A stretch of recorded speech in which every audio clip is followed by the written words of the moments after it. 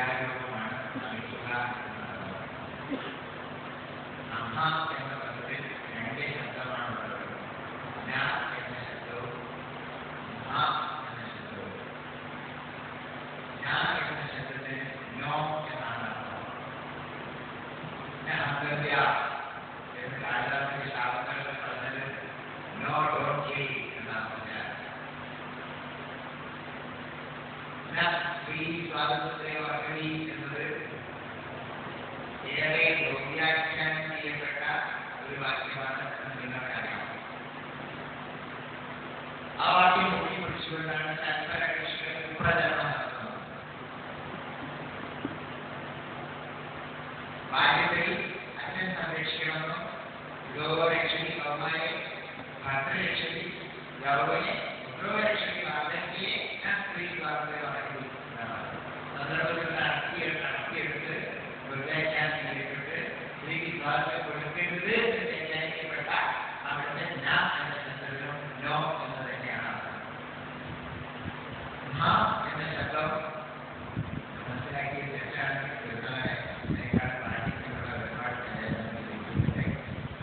മ എന്ന ശബ്ദം അഹം എന്നതിലെ അം എന്ന ശബ്ദമാണ്. ആ മകാരം,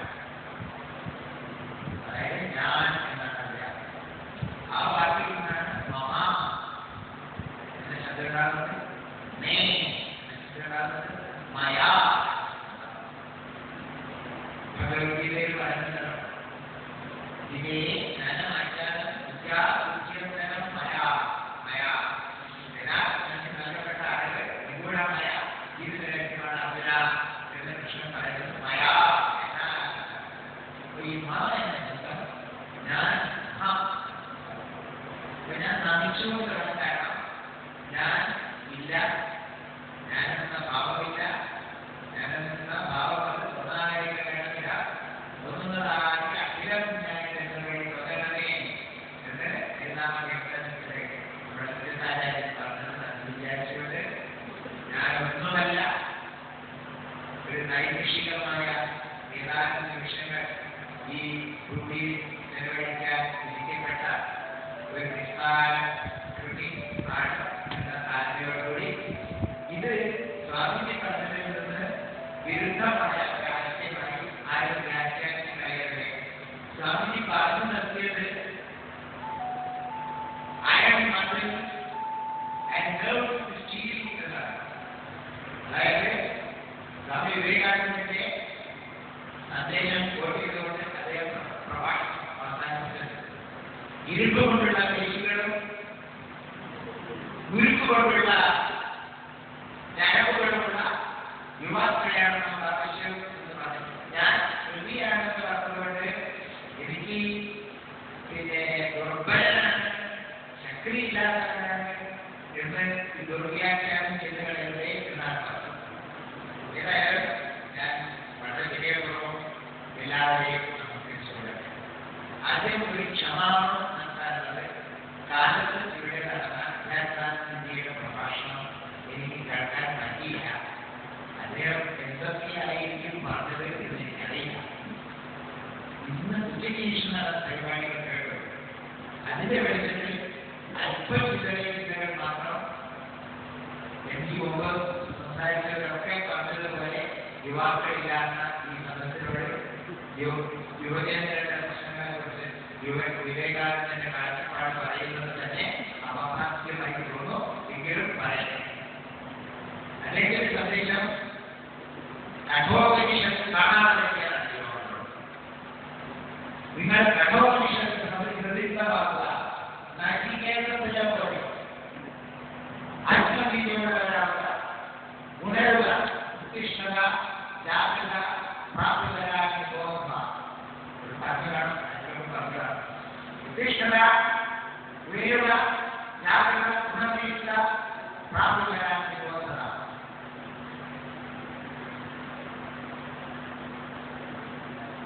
ആത്മീയ സന്ദേശം, അതായത് നാം എപ്പോഴും ജാഗ്രതയിലിരിക്കണം, ഉണർന്നിരിക്കണം.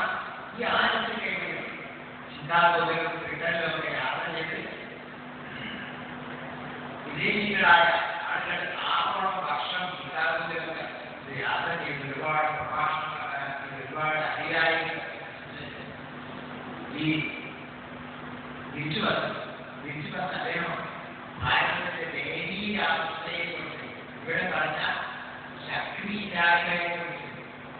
ആത്മവീര്യം നഷ്ടപ്പെട്ട യുവതയെക്കുറിച്ച് അല്ലാതെ ആവശ്യത്തോടുകൂടി അദ്ദേഹത്തിന്റെ ശിഷ്യനോട് പലപ്പോഴും ഹരിചന്ദ്ര ചക്രവർത്തി എന്ന ശിഷ്യനോട് അദ്ദേഹം പറഞ്ഞ ഒരുപാട് സത്യങ്ങൾ നിങ്ങളുടെ മന്ത്രം കൊണ്ട് ദുർബലരാണെന്ന് പറയുന്നത് കേട്ട് കേട്ട് കേട്ട് നിങ്ങൾ ഇങ്ങനെയായിരിക്കും എന്ന് ഹരിചന്ദ്ര ചക്രവർത്തി എന്ന ശിഷ്യനോട് അദ്ദേഹം വളരെ വളരെ അടുത്ത തരത്തിൽ പറയുക.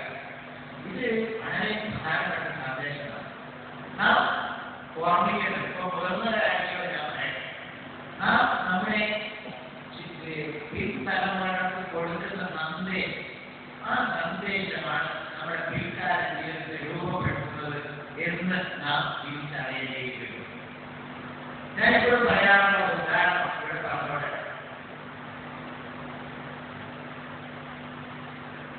ഈയിടെ നമ്മുടെ മുൻ പ്രസിഡന്റും ശാസ്ത്രജ്ഞനും ദാർശനികനും കവിയുമൊക്കെയായ APJ അബ്ദുൽ കലാം പ്രസ്താവിക്കുകയുണ്ടായി. അദ്ദേഹം ലോകത്തിൽ എവിടെ യാത്ര ചെയ്താലും ഉണരണമെങ്കിൽ വെങ്കടേശ സുപ്രഭാതം കേട്ട് തന്നെ ഉണരണമെന്ന് അദ്ദേഹത്തിന് നിർബന്ധമാണ്. ഇതെന്നെ അല്പമൊന്നുമല്ല അനുഭവപ്പെടുത്തിയത്. എന്റെ വീട്ടിലും ഈ വീടിയുണ്ട്. ഗുരുവായൂർ പറഞ്ഞത് ബ്രഹ്മസുരേഷിയുടെ കാലഘട്ടത്തിൽ നിന്ന് നിർഗമിക്കുന്ന നാടാത്മകമായ ഭാവാത്മകമായ സംഗീതാത്മകമായ രോമാഞ്ചകരമായ രീതിയിൽ ഞാൻ ഇങ്ങനെ പലപ്പോഴും കേട്ടില്ലെങ്കിലും അതിന് വരികളുടെ അനടങ്ങളിലേക്ക് കടന്നു വരുന്നില്ല. എന്നാൽ APJ അബ്ദുൽ കലാമിന്റെ ഈ പ്രസ്താവന ഇതെന്താണ് ഈ നിഷ്കർഷ, ഈ നിർബന്ധം APJ അബ്ദുൽ കലാമിന് എന്നൊന്ന് അറിയണമല്ലോ എന്ന് ചോദിച്ചാൽ ഈ ബ്രാഹ്മണന്മാരുടെ ഇടയിൽ വളർന്നവരായിരിക്കാം ഈ മുസൽമാനൊക്കെ തുടരുന്നത്. ശ്രദ്ധിച്ചപ്പോഴല്ലേ മനസ്സിലാവുന്നത്. നിങ്ങൾക്കറിയാം നമ്മൾ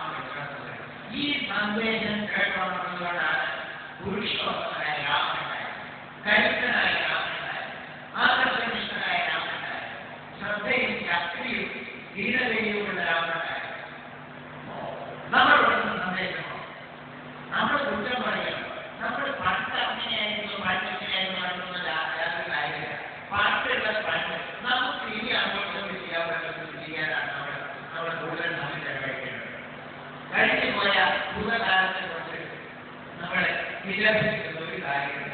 ഭൂതകാലത്ത് നിന്ന് പാഠങ്ങൾ ഉൾക്കൊണ്ട് ഭാവിയിലേക്ക് അതെങ്ങനെ നമ്മുടെ കരുത്താക്കി മാറ്റാം, അതിനുള്ള സന്ദേശങ്ങൾ കുടുംബത്തിന് ആരംഭിക്കണം. ഞാൻ പഠിച്ച മനഃശാസ്ത്ര പാഠങ്ങൾ ഒരു വ്യക്തിയുടെ വ്യക്തിത്വം രൂപപ്പെടുന്നത് ശരീരത്തിലാണ്. അമ്മയുടെ ഗർഭത്തിലിരിക്കുന്നതിന് രൂപപ്പെടുന്നത് എന്ന് പറയുന്നത്, അമ്മയുടെ ഗർഭത്തിലിരിക്കുന്നത് തന്നെ കുട്ടിയുടെ വ്യക്തിത്വം രൂപപ്പെടുന്നത് പറയുന്നത്. അപ്പോഴേ കരുത്തനായ കുട്ടിയിലേക്ക് എത്തണമെങ്കിൽ ഉദാത്തമായ സങ്കല്പങ്ങളുമായി കുട്ടിയെ വളർത്തിക്കൊണ്ടാണ് ഗർഭസ്ഥ ശിശുവിനെ.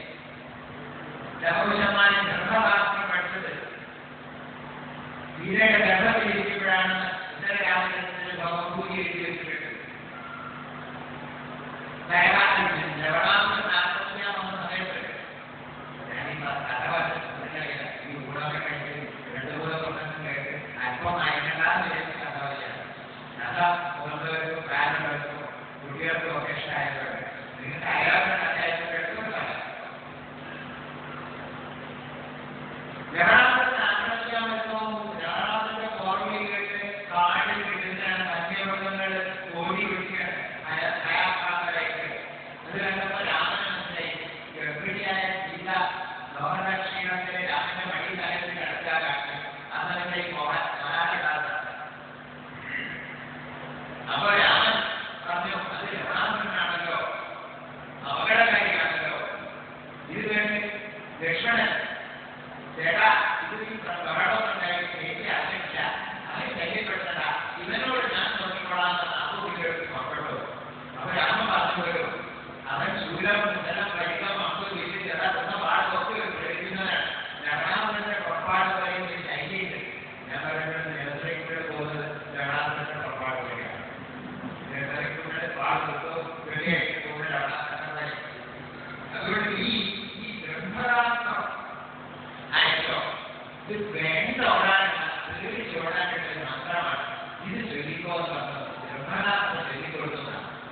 പുണ്യം ദൃശാശ്വൻ കുശികാരനും പിന്നെ നിരാകരണം നന്നായി ഗ്രഹിച്ചൊരു ഗ്രഹത്തെ അമ്മേ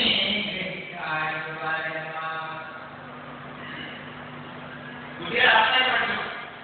കുട്ടികൾ പഠിച്ചു മാത്രമല്ല രാമന്റെ അശ്വമേധയാഗത്തിന്റെ മുതല അഷ്ടവിദ്യകളും വിജയിച്ചു വന്ന വിജയശ്രീരാമനെ ഈ കുട്ടികൾ വിളിച്ചു കെട്ടിയപ്പോ രാമന്റെ സൈന്യം മുഴുവൻ ഭയന്നോടുന്നത് കേട്ട് ചക്രവർത്തിയോടാകുന്നത് പറഞ്ഞു കൊടുക്കുകയാണ്. മഹാരാജാവിന് മഹാത്ഭുതം നടന്നു. 2 ഭീകരി പിള്ളേരുടെ അങ്ങയുടെ സൈന്യത്തെ അഷ്ടവിദ്യകളും ജയിച്ചു വന്ന സൈന്യത്തെ ഒരക്കി ഓടിക്കുന്നു. ഒന്ന് വന്ന് കണ്ടാലും അത് കണ്ടു നോക്കുമ്പോഴല്ലേ ബ്രഹ്മരാഷ്ട്രമാണ് എങ്ങനെ പഠിച്ചു എന്നുള്ള അന്വേഷണത്തിലാണ് അച്ഛൻ മക്കളെ തിരിച്ചറിയുന്നത് എന്ന് ആരുമായിട്ടോ ഭവഭൂതിയുടെ ഉത്തരരാമനെ വിളിക്കുന്നത്. അപ്പൊ ഞാൻ പറഞ്ഞത് പറയല്ല, നമ്മുടെ കുട്ടികൾ ഗർഭസ്ഥ ശിശു ആയിരിക്കുമ്പോൾ പോലും നാംശീകരിക്കാനുള്ള കഴിവുണ്ടെന്ന്, ആ കാലത്ത് പോലും വ്യക്തിത്വം വികസിക്കുന്നുണ്ടെന്ന്, ആ കാലത്ത് കുട്ടിയെ കുറിച്ച് അച്ഛനമ്മമാരുടെ മനസ്സിൽ ആശങ്കയുണ്ടെങ്കിൽ പോലും ഈ കുട്ടിയെ നമുക്ക് വേണ്ടായിരിക്കുമോ എന്ന ചിന്തയുണ്ടായാൽ പോലും ആകർഷിക്കണം എന്ന് ഒരു നിമിഷം ചിന്തിച്ചു പോയി പിന്നെ വേണ്ടാലും തീരുമാനിച്ചാൽ പോലും അത് കുട്ടിയുടെ വ്യക്തിത്വത്തെ നിതാന്തമായി സ്വാധീനിക്കുന്നത് എലിസബത്ത് ഹാർലോക്ക് എന്ന ലോക പ്രശസ്തയായ മനഃശാസ്ത്രജ്ഞ അവരുടെ ഡെവലപ്മെന്റൽ സൈക്കോളജിയെ ലൈഫ് സ്റ്റൈൽ അപ്രോച്ച് എന്ന പുസ്തകത്തിലെ പ്രീ നാച്ചുറൽ സ്റ്റേജ് എന്ന അധ്യായത്തിൽ സവിസ്തരം പ്രതിപാദിച്ചിരിക്കുന്നു. ആ പുസ്തകത്തെ പരിശോധിക്കാവുന്നതാണ്. നമുക്കൊരു വിശ്വാസമുണ്ട് നമ്മളെ ഞാൻ വിഷയം വിജയിക്കുകയല്ല. ഞാൻ ഈ സന്ദേശത്തിൽ നിന്ന് വിവേകാനന്ദ പറഞ്ഞ ഈ വാക്കിൽ നിന്നാണ് ഈ കണ്ടീഷൻ നമ്മുടെ മനസ്സിന് ഇങ്ങനെ കണ്ടീഷൻ ചെയ്യപ്പെടുന്നു എന്നുള്ളത് വിശ്വാസം പറയാം. നോക്കൂ, ഹിരണ്യകശിപു സൂര്യനെ കുറിച്ച് പറയാം. ഹിരണ്യകശിപു ഇവരുടെ ഭാര്യ ഭാര്യയുടെ പേര് നിങ്ങൾക്ക് അറിയാമെങ്കിലും മഴവെളിയെ തീർച്ചയാണ്. അത് പറഞ്ഞ അയാബു അയാബു ഗർഭിണിയായപ്പോ രാജ്യത്ത് ഭയങ്കര യുദ്ധവും അന്നദാനം വസ്ത്രദാനം പാട്ട് ബോധവും ഉത്സവഛായ. അപ്പൊ പത്നി സമേതനായി അന്നത്തിലിരുന്ന് ഹിരണ്യകശിപു ഇങ്ങനെ ജനങ്ങൾക്ക് സന്തോഷം കാട്ടുന്നതിന് പോവുക. അപ്പൊ ഒരു അഗ്നി കേട്ടൊക്കെ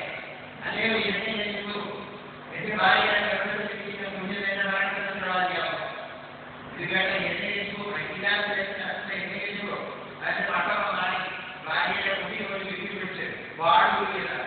അപ്പോൾ നാരദവാണി ചാരികൾ വളരെ വളരെ ഉദ്ദീപാവം നൽകാൻ ശിശുഹത്യ മാത്രമല്ല ഞാൻ പോയി പെരുമാറാം. അങ്ങനെ ആക്രമത്തിൽ ആണ് ഗർഭിണി ഇതിനെ കഴിച്ചു കൊടുക്കുന്നത്. നമ്മൾ ചിന്തിക്കേണ്ട ഒരു പോരാണ്, വളരെ ചിന്തിക്കേണ്ടത്. നമ്മൾ കഥകളൊക്കെ കാണാതെ ഈ അസുരത്ത് ഗർഭത്തിൽ വളർന്ന അസുരത്ത ഇരണിയായിക്കൂടി ജീവിതം അത് വളർന്നു വരുന്നത് ആശ്രമത്തിന്റെ ശാന്തി കുടിയേറ്റത്തിലാണ്. നാരായണ മന്ത്രം മുഖരിതമായ ദൈവാപനമായ ശാന്തി കുടിയേറ്റത്തിലാണ് ഗർഭിണി കഴിച്ചു കൊടുക്കുന്നത്. ബുദ്ധി ജനിച്ചപ്പോഴോ ഭക്ഷണ പ്രഹ്ലാദനായിട്ട് ജീവിക്കുന്നത്. ഈ പരിവർത്തനം പരിണാമം എങ്ങനെ സംഭവിക്കുന്നത് ആലോചിക്കുന്നതാണ്. അമ്മയുടെ മനസ്സിലുള്ള ആ ഭക്തിയും ആ ശാന്തിയും ആ സമർപ്പണവും ഒക്കെ കുഞ്ഞിന്റെ ജീവിതത്തെ എങ്ങനെ സ്വാധീനിക്കുന്ന കാര്യമാണ്.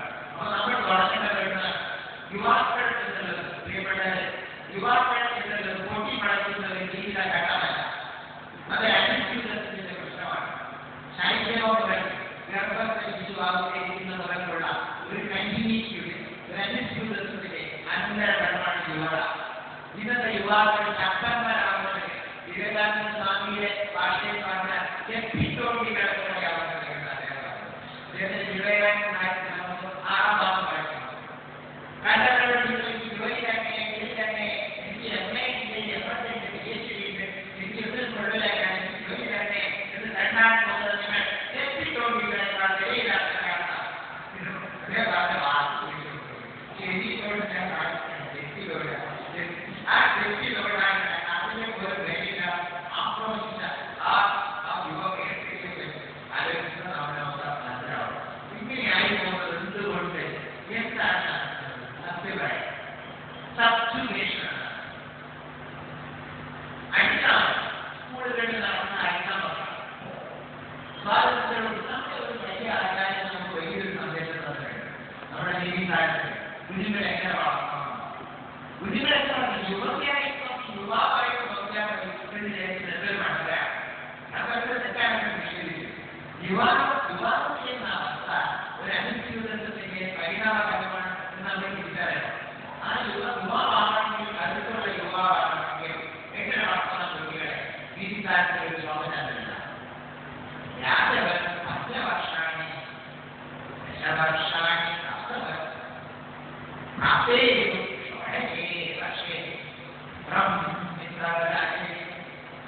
കുട്ടികൾ വളർത്തുന്നത് ഇന്ത്യ പറയുന്നത് യാദവൻ 10 വർഷാണി 5 വയസ്സിലെ രാജാവിനോട് ബഹുമാനപ്പെടുന്നതാണ്. ഇരുവാരിക്കാതെ നോ എന്ന് പറയാതെ ഭൂമിയും പോലെ ഇരിക്കണം. ഭൂപാന്റെ വാഹനത്തിലൂടെ താഴ്ന്ന സാധിക്കണം. നമ്മളെ കുട്ടികളെ ഭൂമിയും പോലെ തന്നെയാണ് ഇരിക്കുന്നത്.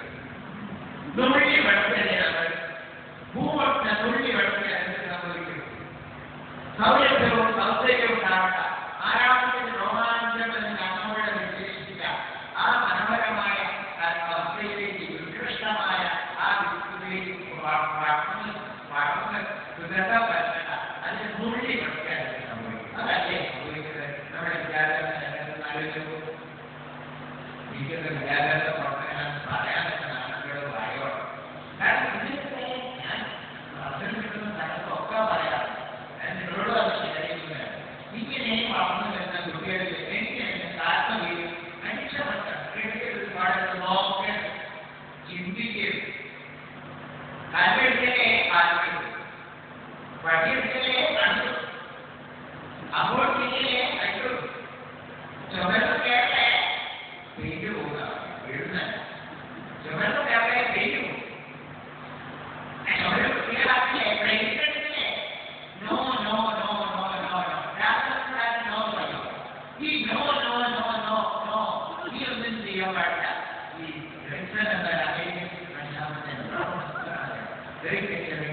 അതേപോലെ തന്നെ ഓട്ടോണമി കൊടുക്കണം, ട്രസ്റ്റ് കൊടുക്കണം, വിശ്വാസം ഓട്ടോണമിയിലേക്ക് വളരണം. ഇനീഷ്യേറ്റീവ് കുട്ടികൾ തന്നെ മനസ്സിലുള്ള കുട്ടിയായി പിൽക്കാലത്തിൽ കുട്ടിക്കാർ സ്വാതന്ത്ര്യത്തോടുകൂടി വളരാനുള്ള ഈ നമ്മുടെ ചിത്രകാരത്തെ മാറ്റി കൂടാകുന്ന മാതിരി കുട്ടികളെ വളർത്തണം. തന്നെയല്ല പലപ്പോഴും അച്ഛനമ്മമാരുടെ വിദ്യാഭ്യാസത്തിന്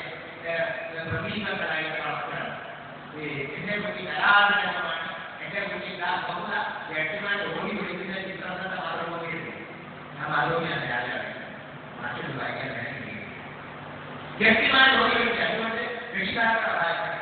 കുട്ടികളുടെ നേട്ടം തന്റെ നേട്ടമായി കാണുക, തന്റെ നേട്ടം കൈവരിക്കാനുള്ള കടുത്ത വഴി കുട്ടികളെ കാണുക. ഈ ദുരവസ്ഥയിൽ നിന്ന് മാറ്റം വന്നാൽ ചൈതന്യവത്തായ യുവാക്കളുണ്ടാവും എന്നാണ് എൻ്റെ വലിയ അഭിപ്രായം. എൻ്റെ അഭിപ്രായം ഹൃദയാളുടെ കാറ്റിൽ വീശിക്കൊണ്ടേയിരിക്കുന്നു. ഇതിന്റെ പായ ഉയർത്തിക്കെട്ടുക ഈ ചക്രവർത്തിയുടെ ഗുരു പറഞ്ഞതാണ് വിവേകാനന്ദൻ. ഹൃദയാളുടെ കാറ്റിൽ ഇത് രാമകൃഷ്ണ അദ്ദേഹത്തിന്റെ ഗുരുനാഥൻ അധ്യാപകരോട് പലപ്പോഴും പറഞ്ഞു കൊടുക്കാറുണ്ട്. അധ്യാപകരോട് പറഞ്ഞു കൊടുക്കാൻ അവസരം കിട്ടുമ്പോൾ ഞാൻ പലപ്പോഴും പറഞ്ഞു കൊടുക്കാറുണ്ട്. എന്താ പറഞ്ഞു കൊടുത്തത്? ശിഷ്യൻ നരേന്ദ്രൻ എന്നാണ് ഉപയോഗിക്കുക. നരേന്ദ്രൻ ഒരിക്കലും ഗുരുവിനോട് ചോദിച്ചു, ഗുരു എന്റെ കുട്ടിയായിരുന്നു സമയത്ത ഗുരുവിനോട് ചോദിക്കുന്നു, ഗുരു പറയുന്ന കാര്യങ്ങളൊക്കെ വലിയ വലിയ എഴുതാവുന്ന കാര്യങ്ങളാണ്. ദൈവം തുടങ്ങിയ കാര്യങ്ങളൊക്കെയാണ് പറയുന്നത്. അപ്പോ ശിഷ്യൻ ചോദിച്ചാൽ ഗുരു അത് ദൈവത്തെ കണ്ടിട്ടുണ്ടോ? അപ്പൊ ശിഷ്യൻ ചോദിച്ചാൽ ഗുരുവിന് മറുപടി ഉണ്ടെന്നത് സംശയം ഉണ്ടായില്ല. മറുപടി പറയാൻ ഉടനെ തന്നെ പറഞ്ഞു, ഞാൻ കണ്ടിട്ടുണ്ട് പറഞ്ഞത്. അപ്പൊ കണ്ടാൽ ആരുടെ പറഞ്ഞിട്ടുണ്ടെന്നാണ് രണ്ടാമത് ചോദിച്ചത്. അപ്പൊ ശിഷ്യന്റെ കണ്ണിലേക്ക് നോക്കി, നരന്റെ കണ്ണിലേക്ക് നോക്കി ഗുരു പറഞ്ഞു, എന്റെ മകൻ തന്നെയാണ്.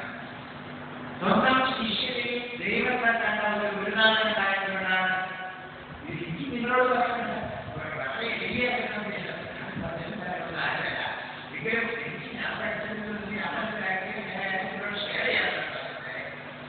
ശിഷ്യനെ ദൈവത്തെ കണ്ട ഗുരുനാഥൻ ഹാർവാർഡിനോ ഓക്സ്ഫോർഡിനോ കാംബ്രിഡ്ജിനോ PhD എടുത്തോ പേപ്പർ പ്രസന്റ് ചെയ്തിട്ടോ ലോകത്തിലെ അമരനായ ഗുരുവായൂർ ഇമോർട്ടൽ ഗുരുവായൂർ വിചാരങ്ങൾ എല്ലാവരും ധരിക്കപ്പെടുന്ന ശ്രീകൃഷ്ണനായ ഗുരുവായൂർ അവലോകിക്കപ്പെടുന്നുണ്ടെങ്കിൽ നിങ്ങളുടെ എന്റെയും മനസ്സിൽ ഇനി അടുത്ത തലമുറയിൽ ആ നാമം പവിത്രമായ ഒരു സ്ഥാനത്തേക്കുണ്ടെങ്കിൽ അത് ശിഷ്യനെ ദൈവത്തെ കണ്ടതുകൊണ്ടാണ്. അദ്ദേഹം ഗുരുനാഥൻ പറഞ്ഞത് കേട്ടോ, ശ്രീരാമകൃഷ്ണൻ നരേന്ദ്രൻ പറഞ്ഞതൊന്ന് കേട്ടോ.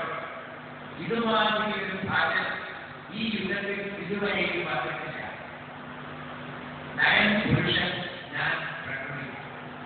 നരൻ എന്റെ ശിശുര ഗ്രഹം, അഖണ്ഡത്തിന്റെ പതിയിൽ, അഖണ്ഡത്തിന്റെ ആസ്ഥാനത്തിൽ 7 മനുഷ്യന്മാർ സ്വസ്വ വ്യക്തിത്വത്തോടുകൂടി ധ്യാനസ്ഥരായിരിക്കുന്നത് ഞാൻ കണ്ടു. നരൻ അവരിൽ ഒരാളുടെ അവതാരമാണ്. ലോകപാലകനായ നരനും നാരായണനും എന്റെ ഋഷിമൂർത്തികളായി ലോകമംഗളത്തിന്റെ അവതരിച്ചു. നരൻ ആ ഋഷിയുടെ അവതാരം ഒരു ശിഷ്യൻ കിട്ടാവുന്നതിന് വേണ്ടിയ ഇതിനേക്കാൾ വലിയ ഉപരിയാണ്. ഏത് യൂണിവേഴ്സിറ്റിയുടെ മുദ്രാവിന്റെ സർട്ടിഫിക്കറ്റാണ് ഒരു ഇതിനേക്കാൾ ഉത്കൃഷ്ടവും ഉദാത്തവും അമൂല്യവും അതുല്യവുമായിട്ടുള്ള ഒരു സന്ദേശം കിട്ടാറുണ്ട്. ഈ ഒരു തിരിച്ചറിവ് ഗുരുവിനുണ്ടായത് തനിക്ക് അനന്തരാവാൻ വരാൻ പോകുന്നത് ഇങ്ങനത്തെ ഒരാളാണെന്നുള്ള തിരിച്ചറിവ്. അങ്ങനത്തെ ഒരു ഗുരുവിനെ കുറിച്ച് യോഗാനന്ദ സ്വാമിയെ വിവേകാനന്ദനെ കുറിച്ച് പറഞ്ഞത്, യോഗാനന്ദ സ്വാമി പറഞ്ഞത് തന്റെ ഋഷിയുടെ ഇടജ്ഞാനം, ശങ്കരന്റെ ത്യാഗം, ബുദ്ധന്റെ ഹൃദയം, ഗുരുദേവന്റെ മായാകാന്തി, ബ്രഹ്മജ്ഞാനത്തിന്റെ പൂർണ്ണവികാസം ഒരുമിച്ചിരിക്കുന്നു. ഈ ഒരു വല്ലാത്തൊരു തിരിച്ചറിവ് അദ്ദേഹത്തിനോട് ഇടപെട്ട ഗുരുനാഥന്മാരെ താഴെക്കടയിലുള്ളവർ വരെ വെച്ചുപുറത്തിയെങ്കിൽ ആ വ്യക്തിത്വത്തിന്റെ പ്രഭാവം അത് നമുക്ക് പറഞ്ഞ മനസ്സിലാണ്. സൂര്യ തേജസ്സാണ്. ഈ സൂര്യ തേജസ്സുള്ള ആളുകൾ ഉണ്ടാവണമെങ്കിൽ ഇത്തരം സന്ദേശങ്ങളിലേക്ക് വളരണം. നമ്മുടെ കുട്ടികൾ ഇത്തരം സന്ദേശങ്ങളിലേക്ക് വളരണം. ആ സന്ദേശം കുട്ടിക്കാലത്തേക്ക് കൊടുക്കണം. വ്യക്തിത്വത്തിൽ യാതൊരു സംശയമില്ല. ഏറ്റവും പ്രാധാന്യമായ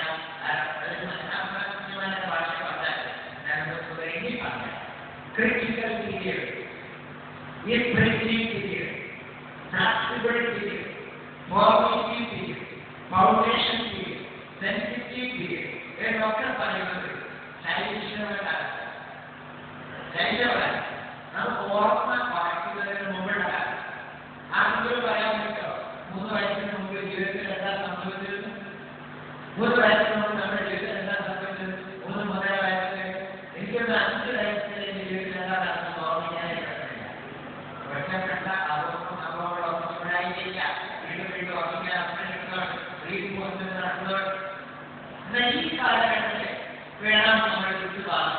വിട്ടിന്റെ എന്തുകൊണ്ടേ പാടുള്ളൂ സാഹചര്യത്തിന്റെ അതിന് പ്രേരണ വിവേകാനന്ദ സ്വാമിയുടെ വാക്കാണ് ഞാൻ പറയുന്നത്. പിന്നെ വിവേകാനന്ദ സാഹിത്യ സമയത്തിൽ 6-ാം ഭാഗത്തിൽ പറഞ്ഞൊരു വാക്കാണ് ഞാൻ പറഞ്ഞത്. വിട്ട് പറയണമെങ്കിൽ വിട്ടിന് ഗുണമുണ്ടാവണം. വെള്ളവും വളവും വെറും സഹായികളുടെ മാത്രം. അപ്പൊ വിട്ട് അത് കരുത്തോടുകൂടി പറയണമെങ്കിൽ ആ കുട്ടിക്കാലത്തിനായിട്ടാണ് ഞാൻ ദശവർഷാണ് അതിന്റെ അർത്ഥം 10 വയസ്സായ സാധനങ്ങളെ കഠിനാധ്വാനിക്കണമെന്നാണ്. സാധനങ്ങൾ നമ്മൾ പണിയെടുക്കല്ലോ, അതുകൊണ്ട് പണിയെടുക്കണം. നമുക്ക് കുട്ടികളെ നാളെ ആഗ്രഹിക്കണം. 10 വയസ്സായ അത് ചെയ്യണം, അത് ചെയ്യണം, എന്നിട്ട് അനുഭവിക്കണം. ആ വെടി നന്നായി നിങ്ങളുടെ കൈ പഠിക്കുക. ഇങ്ങനെ ചെയ്യാൻ പറ്റുള്ള നാമമായി പാടും അങ്ങനെ കൊടുക്കണം.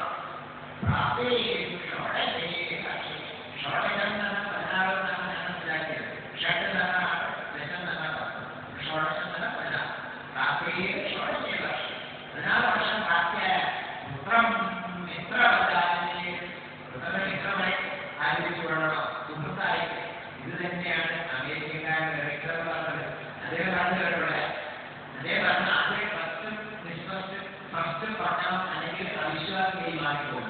ബാല്യകാലത്ത് 2 വയസ്സ് വരെയുള്ള കാലങ്ങളിൽ വ്യക്തിത്വത്തിന്റെ ബോധത്തിന്റെയും ഉപബോധത്തിന്റെയും അബോധത്തിന്റെയും കാര്യങ്ങളിൽ വിശ്വാസം ഉണ്ടാവണം.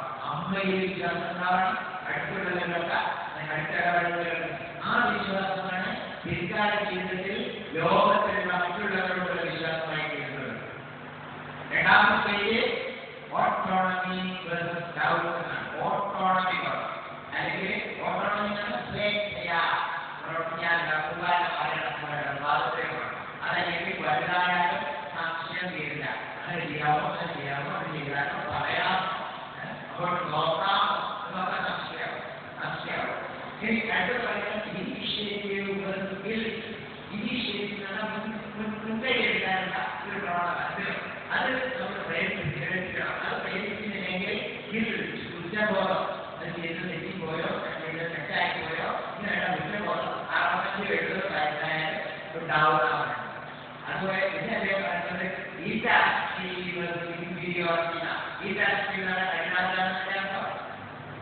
കഠിനാധ്വാനം ചെയ്യണം അല്ലെങ്കിൽ ഇൻഫീരിയോറിറ്റി ഉണ്ടാവും. അല്ലെങ്കിൽ അപകർഷതയിലേക്ക് നയിക്കും. വ്യക്തിത്വത്തിന്റെ അവിഭാജ്യ ഘടകമായി അപകർഷത ഗുണഫലമാകുന്നു. ഇതല്ലേ പറയുന്നതാണോ identity versus identity crisis. Identity എന്ന് പറഞ്ഞാൽ കുട്ടിക്ക് സ്വന്തം സംസ്ഥാനം അത് സ്വന്തം സംസ്ഥാനം കുട്ടിയെ പേഴ്സണാലിറ്റി നമ്മൾ ഐഡന്റിറ്റി അംഗീകരിക്കണം. അതിന്റെ ഐഡന്റിറ്റി പറഞ്ഞ് വ്യക്തി പറഞ്ഞാല് നമ്മുടെ ഈ കമ്പനിയിലെ ആളുകളോ ഇതിനകത്തുള്ള അതിനകത്ത് കോപ്പി എടുത്തതായിട്ട്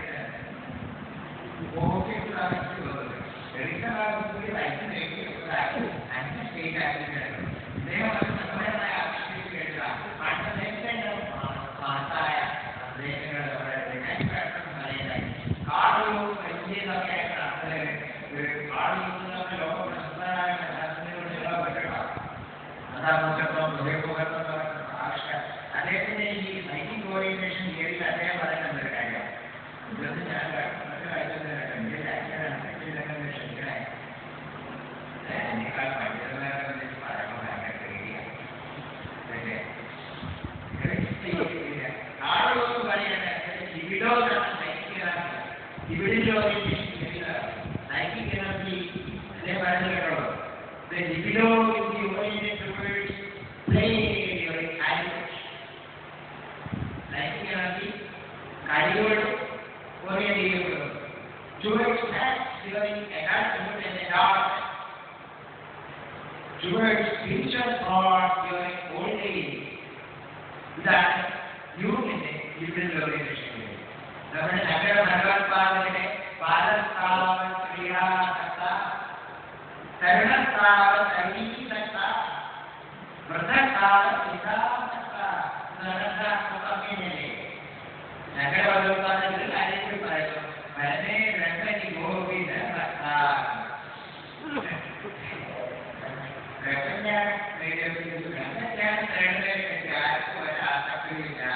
എല്ലാവർക്കും ഭൗതിക ലൗകിക സൗകര്യം താൽക്കാലിക സൗകര്യങ്ങളെ ആസക്തിയുള്ളത് പറയുന്നത്. ഏതായാലും ഞാൻ ഈ കൊണ്ടുവന്നതോ കണ്ടു വന്നതോ ഒന്നും പറയാൻ എനിക്ക് അവസരമില്ല. കൂടുതൽ ഞാനൊന്നും പറയുന്നില്ല. ഞാൻ എനിക്ക് പറയാനുള്ള ഈ വലിയ എനിക്ക് പറയാനുള്ള ചെറിയ എന്താണെന്ന് വെച്ചാൽ യുവാക്കൾ, നമ്മുടെ യുവാക്കൾ കരുത്തുള്ളവരായി, ഉത്സുകരായി, പ്രതിബദ്ധതയുള്ളവരായി, രാജ്യത്തിലേക്ക് സംഭാവന ചെയ്യാൻ കഴിവുള്ളവരായി, വിശാല വീക്ഷണമുള്ളവരായി വളരണമെങ്കിൽ അത് തുടക്കത്തിലേ തുടങ്ങണം. വീട്ടിലേ അതിന്റെ ഗുണമേ പ്രവർത്തിക്കണം. പൊട്ട കുറ്റങ്ങളെ കണ്ടാൽ ഉണ്ടാവില്ല. എന്ത് നല്ല വളർത്തണം, എന്ത് നല്ല സാധ്യതകളുണ്ടെങ്കിൽ വളർത്തുന്ന കാര്യം നമ്മളെന്ത് ചെയ്യണം? കുട്ടിക്കാലം അതിനുള്ള വിദ്യാഭ്യാസം കുടുംബത്തിൽ കൊടുക്കണം. അതിന് ഇതുപോലെയുള്ള രീതി ആസൂത്രണം ചെയ്യണം. ഓരോ ഹിന്ദു കുടുംബത്തിലും കുട്ടികളെ വളർന്നത് എങ്ങനെ? അവർ ആത്മവീര്യമുള്ളവരെ വളർത്താനല്ല. അവരുടെ ആത്മവീര്യം അഞ്ച് വയസ്സിലാണ് ഈ കൊടുക്കാത്തവരാണ് മറ്റൊരാളുടെ സന്ദേശം. അവൻ കണ്ടു പഠിക്കാൻ യോഗ്യതയുള്ളവരും ഈ കൊടുക്കാത്തവരുമാണ്. ആരാണ് ഈ സന്ദേശം കൊടുക്കുന്നത്? ഈ ലോകത്തിൽ കുട്ടി ഏറ്റവും വിശ്വസനീയമാണ് അച്ഛനാണ്. കുട്ടിക്ക് മരിച്ചു നോക്കിയാൽ റോഡുകൂടെ പോകാനല്ല കൊടുക്കുന്നത്. ഇത്തരം സന്ദേശം കേട്ട് വളർത്തുന്ന കുട്ടി ആത്മവീര്യമുള്ളവരായി വളർത്തുന്ന ആരെങ്കിലും സ്വന്തം കാണുന്നുണ്ടെങ്കിൽ മൂടെ സ്വന്തമാക്കിയത്. അതുകൊണ്ട് ആ ഒരു വലിയ സന്ദേശം മാത്രം ഈ സന്ദേശം കൊണ്ട് അവതരിപ്പിച്ചുകൊണ്ട് എന്റെ വാക്കുകൾ